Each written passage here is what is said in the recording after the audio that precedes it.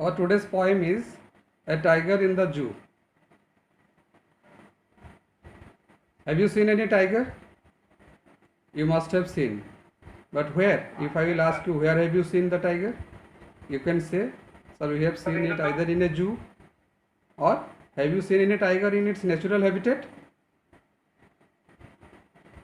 Okay. No, sir. No. No, sir. In any zoo? No, sir. Yes, sir. In any circus? Yes, sir. Yes. But nowadays it is not possible to see those wild animals due to the law. So before coming to the poem, come to the extract what is written in the paragraph. This poem contrasts a tiger in the zoo with the tiger in its natural habitat. You know what do you mean by natural habitat? The natural atmosphere where any animal or where any creature lives. That is called its natural habitat. The poem moves from the zoo to the jungle and back again to the zoo. That is the pleasure in this poem. The poem moves from zoo to the jungle and back again to the zoo. So read the poem silently once. I think you must have read it and you must have got some idea about the stanzas and about the poetic devices what is there in the poem. Now let's read it again. He stalks in his vivid stripes, the few steps of his cage on pads of velvet quiet in his quiet rays. This is the first stanza. So in this first stanza, what the poetic device we get? You can get alliteration. Do you know what is alliteration? The repeated consonant sound that comes in a poem or in a line. You can see he stalks in his vivid stripes. The stalks, that word start with the sound S, socks, the words and the stripes, the same sound comes. And he walks in his vivid stripes. Who walks? Who walks in his vivid stripes? The tiger. Here he stands for a tiger that stalks. What do you mean by stalks? That is also a kind of walking. When someone walks in vigorously, that means with pride.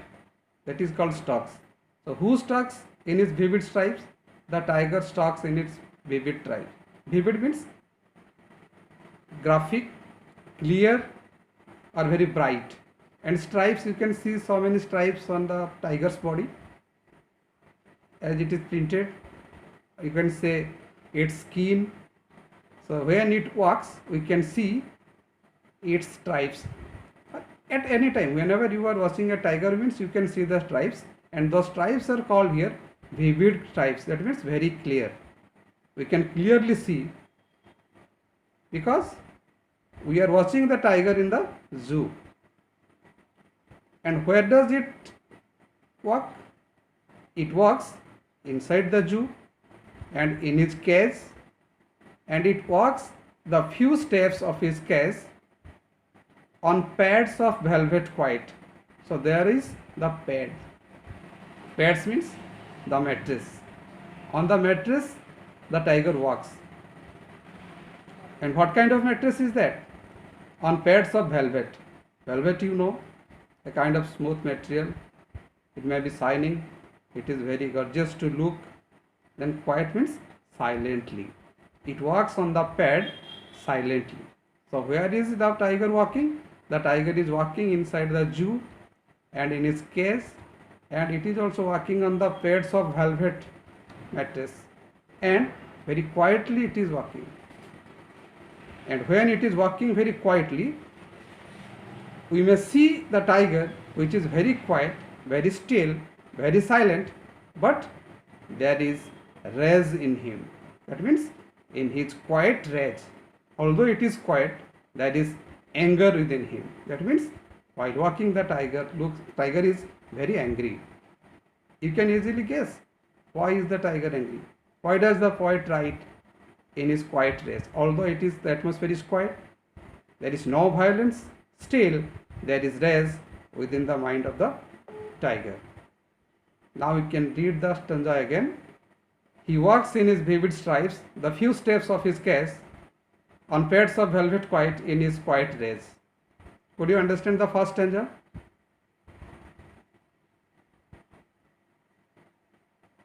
Talk to me. Could you understand the first stanza? Pads of velvet. Yes, we can come. That is a comparison. I am telling on pads of velvet quiet. That means the tiger's feet, the lower part of the tiger's feet, that is very smooth, but that it is fleshy. It is fleshy. It is smooth. So that one can compare this. One can tell this that the tiger's foe or the tiger's lower part of the tiger's feet that has some similarities with the pads of velvet. So we can say it a velvety pads. Okay. Then come to the second stanza. He should be lurking in shadow, sliding through long grass near the water wall where plump deer pass. He should be lurking in shadow, sliding through long grass near the water hole where plump deer pass. It is the place he should be lurking in shadow. Lurking means here the first stanza was about the appearance of the tiger in the zoo, how the tiger appears in the zoo, and the poet had seen that tiger and he shared his experience in this poem. And in the second stanza, the poet gets some kind of sympathy towards the tiger. That's why the poet is telling he should lurking in shadow. Lurking means hiding. For what? Why should a tiger hide itself? The tiger should hide itself when it is getting ready for attacking, when it is ready for hunting any other animals. And in shadow means, as here shadow means unseen, so that no one can see it. It may be a darker place, or it may be such a place where it cannot be seen. Then sliding through long grass. Slide means very slow movement. Have you seen when the tiger starts to attack any animal, before just starting its running, it becomes very silent and he moves very slowly, sliding through long grass. Long grass means it can, where there is long grass, it can hide its body properly. And where is it? Near the water hole. Near the water hole means it may be any kind of place where there is water. It can be a smaller pond or riverside, wherever it may be. And where plump deer pass. Plump deer means the fleshy deer, the attractive deer, what attract the tiger for attack. And where plump deer pass, that means they go near that water hole. Plump means fleshy or fat deer comes. And where the tiger takes its position to attack those. Then that is the natural habitat. The poet thinks, why does the tiger live in this zoo? It cannot live with its freedom. At the same time, that thought comes to the poet's mind that it should live in its natural place. What is that? That is the forest. But it can be any jungle where he can get, the tiger can get both what? The atmosphere, it is own habitat, that means he can get its own food, he can hunt, he can collect his food, and he can take water from the water side, and he can wait for the deer to come there. For why? For what reason? For water. There the tiger should hide itself. Okay?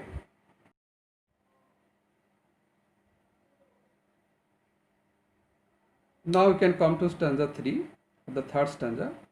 In this third stanza, we can see the poet has described the reality. What kind of reality? The reality is that actually we human beings are destroying the natural habitat of so many creatures, and we are thinking about our own profit, our own comfort. We want to live in this world as the one and only creature or creation of God.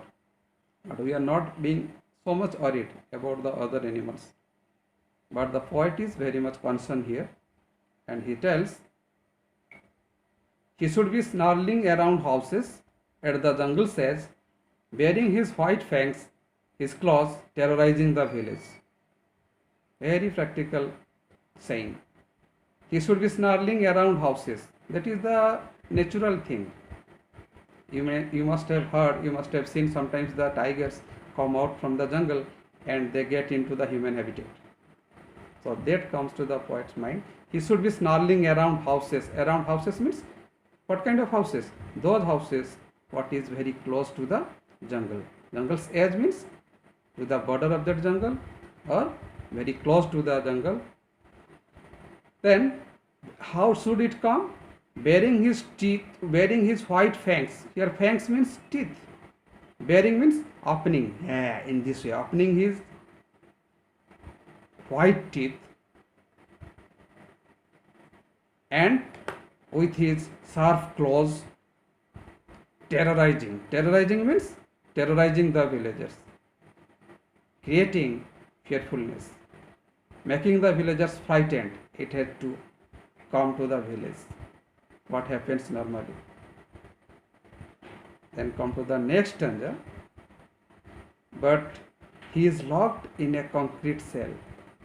Now, from its natural habitat, the poet throws his readers to the zoo again. But he is locked in a concrete cell. What is that concrete cell? The zoo. The zoo is the concrete cell. And his strength behind bars, stocking the length of his cage, ignoring visitors. Very beautiful stanza, very real. But he is locked in a concrete cell here in the zoo, and all its strength has been kept behind the bar. Bar means, what do you mean by bar? That cell where the tiger is kept. And within that bar, within that cage, it is stocking the length of the cage. How long can it stock here? How long can it move here? According to the length of the cage, it can move and it can walk. Its movement is limited within the cage. And at the same time, it ignores the visitors. But sometimes we visitors go to the zoo and we get amused there, but we cannot get into the mindset of the tiger. What is that there in its mind? It never pays any attention. We are interested to see the tiger, but the tiger is not at all interested to see its visitors. What kind of pleasure can he get? We are getting pleasure. We have kept that wild animal within this limited space. It is called the cell or bars. So do you think the tiger has any kind of interest towards the visitors? I think no. The very real thing the poet has told here. Then come to the last stanza. He hears the last voice at night, the patrolling cars, and stares with his brilliant eyes at the brilliant stars. Now here in the last stanza, the poet is being a little what? Hopeful. He hears the last voice at night. At night, when all the visitors go away, all the visitors return, at that time the tiger can hear the last voice. That means after that voice, the whole world or the whole atmosphere become silent, and he can hear only the patrolling cars. Good evening. Listen carefully. He hears the last voice at night, the patrolling cars, so he can see or he can listen the sound of the patrolling cars, and stares with his brilliant eyes. Stares means it looks at something very attentively. That is called stare.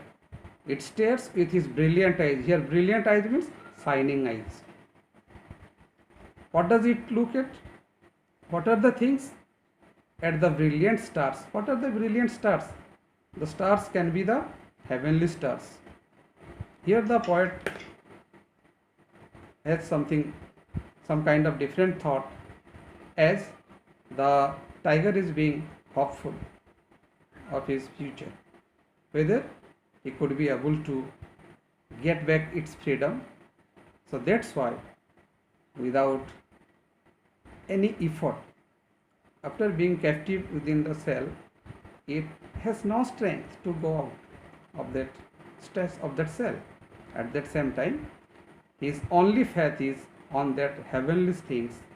So, what can take him out? With that hope, the tiger passes its night there. With that hope. So here the poet is Leslie Norris. So you think the main thing of this poem is there is a well contrast between the natural habitat and the human-made habitat, or that is the artificial habitat. The zoo is the artificial habitat where we human beings keep various kinds of wild animals, making them our captives. So which is not at all good. We should not do that. We should not promote this kind of things, because every creature has the freedom.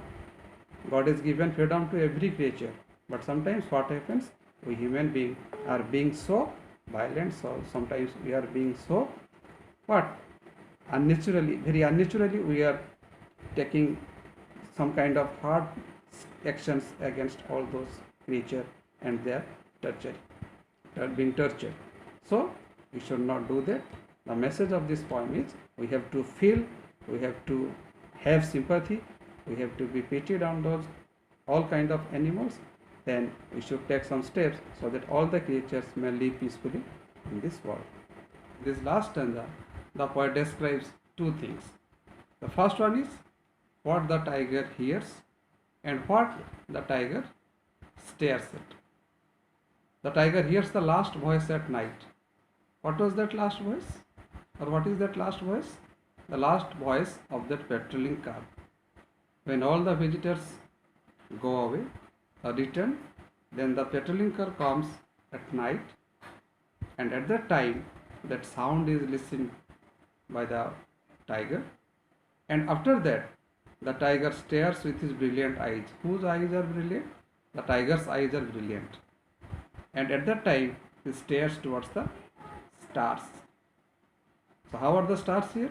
The stars are brilliant and the tiger's eyes are also brilliant. So these two things, one is the tiger's eyes and another is the stars in the sky. One is the earthly thing, that is the tiger's eyes, and one is the heavenly thing, that is the heavenly stars, those we can see in the sky. So these two things have some kind of relationship. So now the poet is being hopeful as we take help of the heavenly things when we are helpless, when you don't have any kind of alternative to come out of any dangerous situation. We take help of the heavenly thing. We pray God. In the same way, the tiger is also praying the heavenly things. He is staring constantly towards the sky. They are shining, the stars are shining, and here his own eyes are also shining. Now the tiger is thinking about his future, what will happen to him. At the same time, it is very doubtful whether the tiger will be relieved from that kind of capture as he was captive, and at the same time the poet is also thinking about the tiger, when the tiger will be relieved from these kind of torture.